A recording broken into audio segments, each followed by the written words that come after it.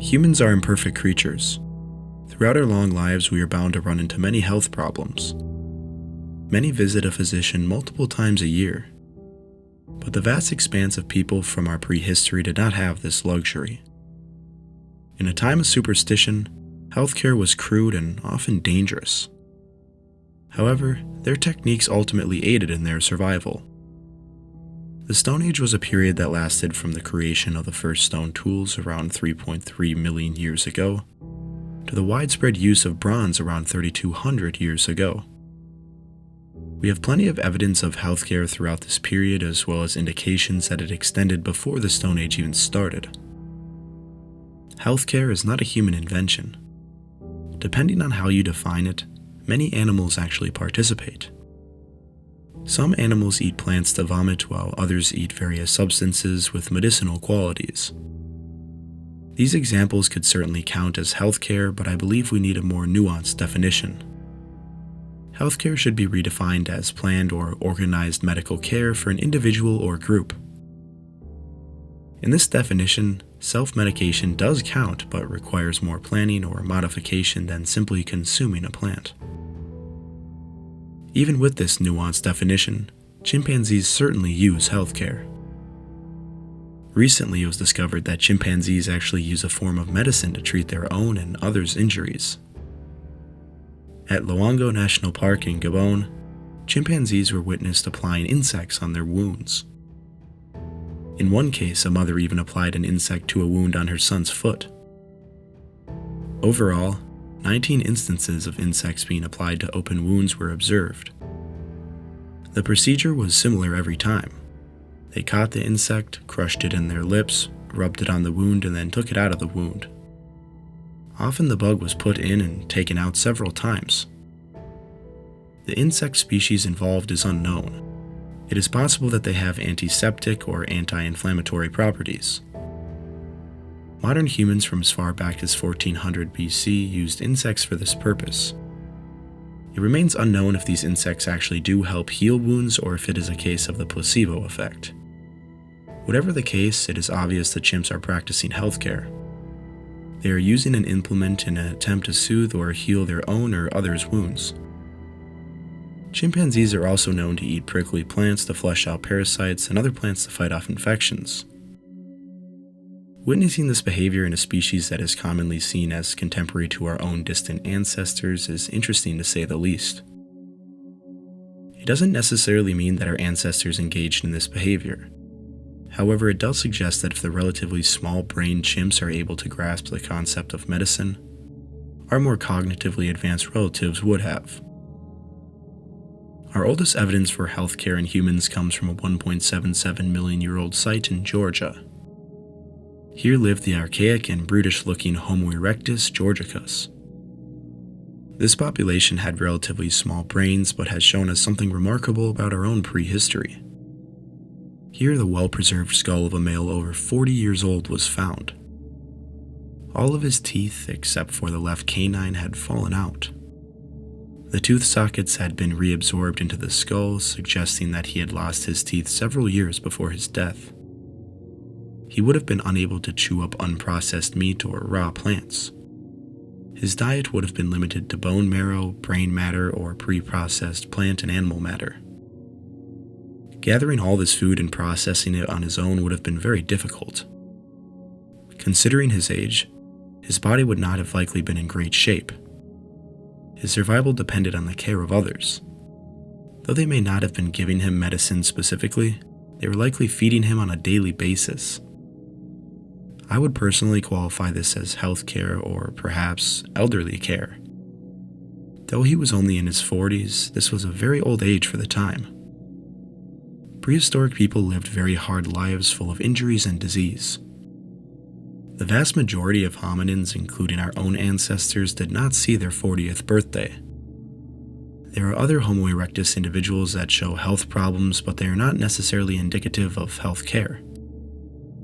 One human species that has provided us with an incredible amount of evidence of prehistoric healthcare were the Neanderthals. Their healthcare had advanced to the point that it significantly affected their survival. Evidence for the survival of Neanderthals after serious injuries has been recovered since some of the earliest Neanderthal discoveries. Feldhofer 1, a Neanderthal discovered in 1856, had clear evidence of a menagerie of life-threatening injuries. He had a severe fracture on the left arm, a healed injury on the frontal bone, metastatic disease, and extensive inflammation of the paranasal sinuses. Upon discovery, it was quickly realized that these injuries would have required care. His arm would have not only caused him excruciating pain in the short term, but in the long term he would have been unable to fully use it. Feldhofer 1 was just the tip of the iceberg for injured Neanderthals. It is now estimated that 79 to 94% of our specimens show evidence of healed major trauma, of which 37 to 52% were severely injured. There are a number of ways in which Neanderthals may have been getting injured so often. Intraspecific combat, rock falls, falling off of cliffs, and likely the most dangerous, hunting. Many Neanderthals filled their stomachs by hunting large game, animals that are often capable of putting up quite a fight.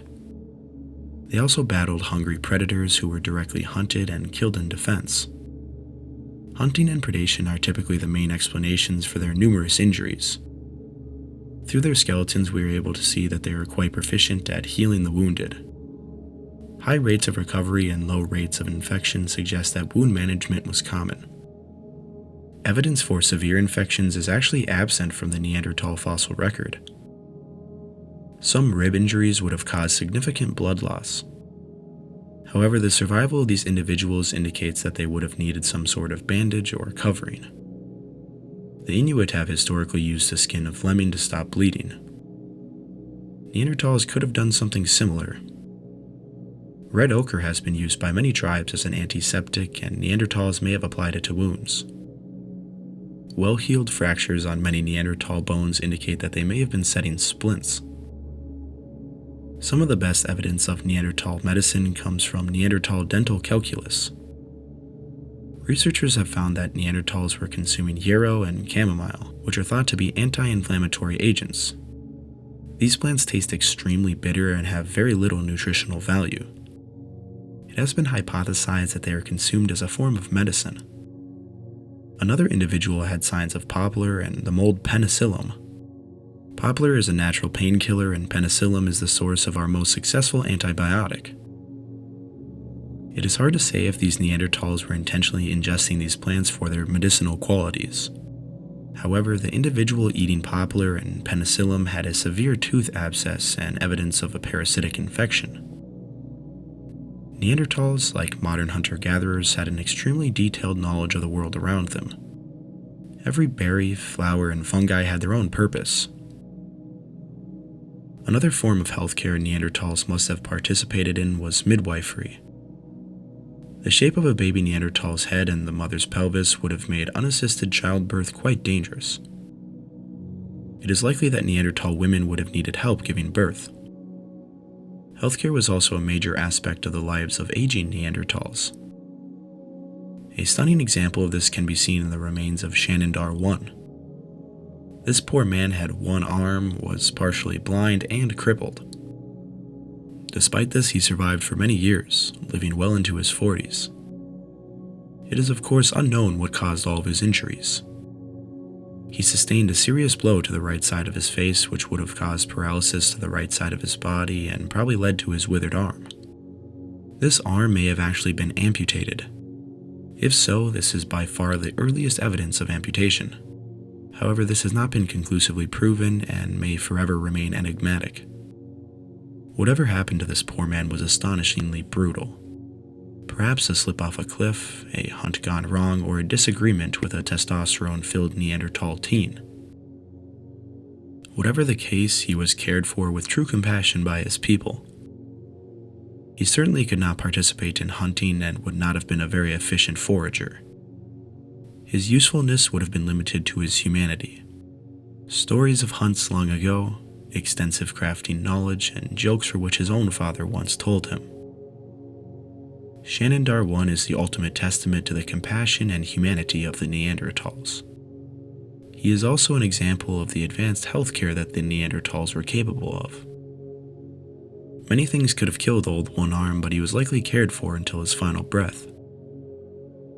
It is easy to think of Shanidar I as an exception, a joyful old man who was somehow permitted to live by his uncharacteristically compassionate tribe.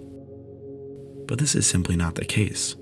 Other Neanderthal remains indicate that Neanderthals cared for each other until their last days. A nearly complete Neanderthal skeleton from La Chapelle-aux-Saints, France is one of the most compelling examples of healthcare. This individual was over 40 years old. He had lost most of his teeth, and most of his tooth sockets had reabsorbed into the jaw. Just like Shanidar I, he would have needed someone to process his food for him prior to consumption. He also had crippling vertebral osteoarthritis.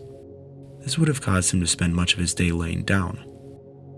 In a 2015 paper, Lorna Tilley said, "It seems unquestionable that during the last months of LC1's life, at least the effects of these pathologies, both individually and in combination, would have constituted a loss of independence, and therefore a significant disability. When assessed within the Neanderthal's lifeways context, the extent and impact of his pathologies suggests that LC1 needed and received health-related care provision to achieve survival to the age of death." Another amazing aspect of LC1 remains is that he may have been intentionally buried. There is evidence that a pit was dug, LC1 was placed inside, and then rapidly buried. Neanderthal burial is still a heavily debated topic, though it seems it's becoming more widely accepted. There are many more cases of Neanderthal injuries and illnesses that would have required care. I have linked a study that lists 33 such examples. Now it's time to move on to healthcare in our own species. Just like Neanderthals, our species has a long history of healthcare. One practice that is well documented in our own species is geophagy. Geophagy is the intentional practice of eating earth or soil-like substances such as clay, chalk, or even termite mounds. It is actually very widespread and is known from 100 different primate species. Evidence for this in extinct hominins can be hard to find. We have plenty of remains associated with clays or soil that could have been ingested. It is thought to have been widespread in prehistory because nearly every tribal and traditional rural societies have practiced it. The exact purpose of eating soil is not always well understood. It is most common among children and pregnant women. Though this is not a prehistoric example, poor whites in the southeastern United States in the 19th and 20th century regularly consumed clay. Men believed that it increased sexual prowess, while women claimed that eating clay helped when delivering a baby. The consumption of clay may actually be evolutionarily advantageous. Clay consumption may protect the stomach against toxins, parasites, and be the source of acquiring new bacteria. Many soils also have high levels of metals such as magnesium or iron that are critical in the development of fetuses. The downside of consuming soil is that it is potentially dangerous to consume. Parasite eggs, feces contamination, and lead poisoning are all real risks. Overall, geophagy seems to be a behavioral adaptation to obtain bacteria and metals from soil. It has likely been practiced by every species of human in the genus Homo and might extend back far beyond our genus. Broken bones have always been a problem for humans. Like mentioned previously, we have evidence Neanderthals were quite competent at recovering from these injuries. In our species' fossil record, we often see healthy but poorly set bones. More active societies such as hunter-gatherers actually tended to be more competent at healing bones than many agricultural societies. We do not know exactly how the various populations of humans across the world set their broken bones, but simple splints were likely common. Colonists found that people in Australia were able to encase broken bones in mud to set them right. Medical historians believe these skills were probably widespread in prehistory. The earliest known widespread form of actual surgery is called trepanation. Trepanning or trepanation is a surgical operation in which a hole is drilled or cut into the skull. It has been practiced since as early as the Mesolithic. In the Neolithic, it would become quite widespread. An estimated 5 to 10% of Neolithic skulls were trepanned. Trepanation was performed for a variety of reasons. It may have originated as a primitive emergency surgery following a head wound. Blows to the head can cause shattered bits of the skull or pooled blood in the brain. Cutting a hole to relieve pressure or removing shattered bits could actually be life-saving for some individuals. More recent historical accounts show us that they were also performed when someone was behaving abnormally or thought they were possessed by evil spirits. From studying cave paintings, anthropologists believe that prehistoric peoples used trepanine in an attempt to rid their contemporaries of mental disorders, migraines, and epileptic seizures. During the Neolithic, before metal became widespread, stone tools were used to perform trepanation. There are a variety of ways stone tools could have been used for this operation.